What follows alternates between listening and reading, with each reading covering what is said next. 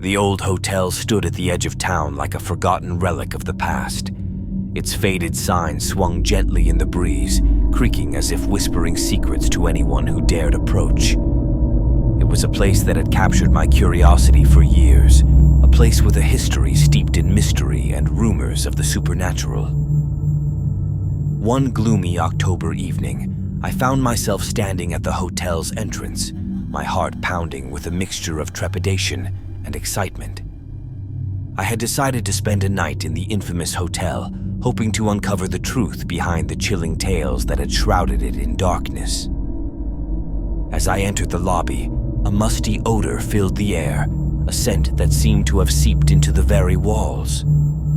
The front desk was manned by an elderly woman, her wrinkled face etched with a mixture of weariness and curiosity as she handed me an old brass key. "Room 237, she croaked, her voice barely more than a whisper. "Mind you, it's been empty for a long time." I nodded, my mouth dry as I accepted the key. The thought of what lay in store for me in room 237 sent shivers down my spine, but I was determined to uncover the hotel's secrets. The narrow, dimly lit corridor leading to my room seemed to stretch on forever. Paint peeled from the walls in curling strips, and faded wallpaper clung desperately to the plaster beneath. The air grew colder with each step, and I couldn't shake the feeling of being watched. Finally, I stood before room 237. The door was heavy, and the key turned with a rusty groan. As I stepped into the room, a wave of frigid air enveloped me, sending goosebumps cascading down my arms. The room was dimly lit by a single flickering bulb, casting eerie shadows on the cracked and faded wallpaper. The bed was unmade, its sheets and pillows in disarray as if someone had recently vacated it. But according to the hotel's records, the room had been empty for years. I couldn't explain the unsettling feeling that washed over me as I explored the room, my flashlight revealing a dusty, forgotten relic of a bygone era. As I settled in for the night, strange sounds echoed through the room, a soft, mournful wailing that seemed to emanate from the very walls themselves. I tried to dismiss it as the wind or the creaking of an old building, but the sounds persisted, growing louder and more insistent. I glanced at the cracked mirror above the dresser, and what I saw froze my blood. A figure stood behind me, its form indistinct and hazy. It seemed to sway and shift, its features impossible to discern. My heart pounded in my chest as I stumbled back, and the figure vanished. I knew then that I was not alone in room 237, that something otherworldly and malevolent inhabited the space with me. Fear gripped me, and I considered fleeing, but something compelled me to stay, to confront the entity that had revealed itself. The night wore on, and the room grew colder still. Shadows danced on the walls, and the wailing grew louder, accompanied by whispers that I couldn't decipher. I felt as though I had been transported to another realm, a place where the living and the dead coexisted in a twisted dance of terror. And then, in the darkest hours of the night, it happened. The figure returned, closer this time, its ghostly form taking shape. It reached out for me, its fingers icy and insubstantial. I felt a searing coldness engulf me, and my vision blurred as I gasped for breath. I woke up the next morning, disoriented and shaken, in the same unmade bed. The room was silent, the wailing and whispers gone. Had it all been a dream, a product of my imagination? I couldn't be sure, but the chill in the air and the memory of that ghostly figure lingered. I checked out of room 237, leaving behind the haunted hotel with its secrets still intact. The elderly woman at the front desk said nothing as I handed her the key, her eyes filled with a knowing sadness. As I walked away from that place, I couldn't help but wonder if I had glimpsed the other side, if the hotel's dark history and the spirits that called it home had revealed themselves to me that night. The horror I had experienced was real, and it would haunt my dreams for years to come, a reminder that some places are best left unexplored, some mysteries better left unsolved. I've always been drawn to old historic hotels, the kind that seem to hold secrets in their time-worn walls. So when I heard about the Barton Hotel, a crumbling Victorian masterpiece with a history of bizarre occurrences, I knew I had to stay there, despite the ominous stories that surrounded it. The Barton Hotel stood atop a hill, its grand facade looming over the town below. Ivy crawled up its brick exterior, and its windows, many of them shattered or boarded up, gazed out like vacant eyes. It was a place that time had forgotten, a relic of a bygone era. Upon checking in, I was met by a concierge who seemed to regard me with a mixture of curiosity and trepidation. He handed me an ancient brass key and muttered something about the quietest room, as if he had already assigned me a room without my request. Room 312, the key's tag read. As I ascended the creaking staircase to the third floor, the air grew heavy with a musty odor, a scent that clung to my clothes and seemed to seep into my skin. It was as if the hotel itself exhaled a long-held breath as I approached. Room 312 was tucked away at the end of a long, dimly lit corridor. The wallpaper had peeled away in places, revealing faded floral patterns beneath. The room's door was heavy and stubborn, requiring a good deal of effort to open. As I stepped into the room, I was struck by its eerie tranquility. It was spacious and bathed in a soft gray light that filtered through the tattered curtains. The furniture was ancient but well preserved, and a sense of timelessness pervaded the space. I unpacked my bags, determined to spend the night in this place that seemed to be a portal to another era. But as I settled into the creaking bed, a peculiar sensation washed over me, an unsettling feeling of being watched. The hours ticked by, and sleep eluded me.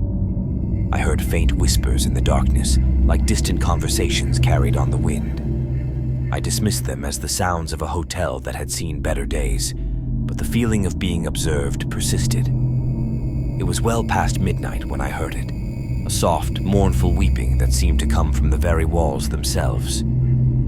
I rose from the bed, my heart pounding, and followed the sound to a corner of the room. There, in the shadowed recess, I saw her, a spectral figure, her form indistinct and hazy.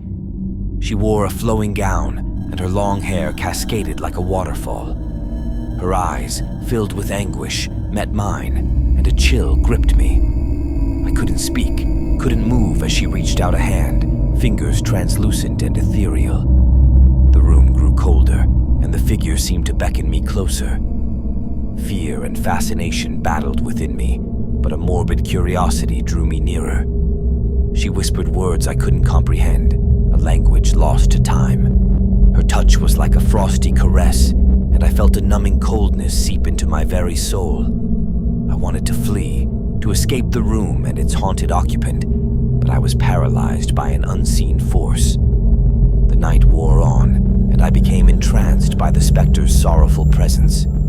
She was trapped between worlds, a prisoner of the Barton Hotel, her restless spirit bound to this place by an unknown tragedy. With the first light of dawn, she began to fade, her form dissolving like mist in the morning sun. I watched in awe as she slowly vanished, leaving behind only a lingering feeling of melancholy. As the last trace of her presence dissipated, I knew I had experienced something beyond the realm of the living. I had encountered a ghost, a tortured soul condemned to haunt the Barton Hotel for eternity. I checked out of room 312, leaving behind the haunted hotel with its secrets intact. The concierge said nothing as I handed him the key, his eyes filled with a knowing sadness. The Barton Hotel, with its faded grandeur and spectral inhabitants, had left an indelible mark on me. It was a place where the past and present converged, where the line between the living and the dead blurred, and where the mysteries of the old world remained hidden, waiting to be discovered by those brave enough to seek them out. The Grand Oak Hotel had always fascinated me with its ornate architecture and a history dating back to the 19th century. Nestled at the edge of a picturesque town, it was a place of elegance and charm, or so it seemed. Little did I know that my stay at the Grand Oak Hotel would become a nightmarish tale of terror. Upon arriving at the hotel, I was struck by its imposing facade and the grandeur of its lobby. The ornate chandeliers cast a warm, inviting glow, and the plush carpeting underfoot seemed to absorb the echoes of a bygone era. The concierge, a well-dressed gentleman with a courteous demeanor, welcomed me and handed me an antique key. "Room 237, he said, his voice soft and polite. "A room with a history, sir." I took the key and made my way down the dimly lit corridor, my footsteps echoing in the silence. The air grew colder with each step, and a sense of foreboding washed over me as I approached room 237. The door was heavy, and the key turned with a reluctant creak. As I entered the room, I was met with an overwhelming sensation of déjà vu. The room felt strangely familiar, as if I had dreamt of it before. The furnishings were elegant, and a large gilded mirror adorned one wall. I unpacked my belongings, determined to enjoy my stay at this historic establishment. But as the hours passed, an unsettling feeling settled upon me. The room seemed to shift, as if the very walls were alive with secrets. As I lay in the bed, sleep remained elusive. Strange noises emanated from the room itself, the creaking of floorboards, the rustling of curtains, and faint whispered conversations that I couldn't quite make out. I dismissed them as the quirks of an old building, but the unease persisted. It was well past midnight when I noticed a peculiar detail, the gilded mirror on the wall. It reflected the room perfectly, but there was something off about the reflection. My movements in the mirror seemed delayed, as if I were watching a scene from the past. As I stared at the mirror, a shadowy figure appeared standing just beyond my bed. It was a woman, her face hidden in the shadows. She reached out a hand, fingers skeletal and spectral, and touched the glass. I watched in astonishment as the figure stepped through the mirror, her form passing through the glass as if it were a watery membrane. She stood before me, her presence palpable and cold as death. Her eyes, dark and hollow, regarded me with a haunting sadness. I tried to speak, to ask who she was, but my voice failed me.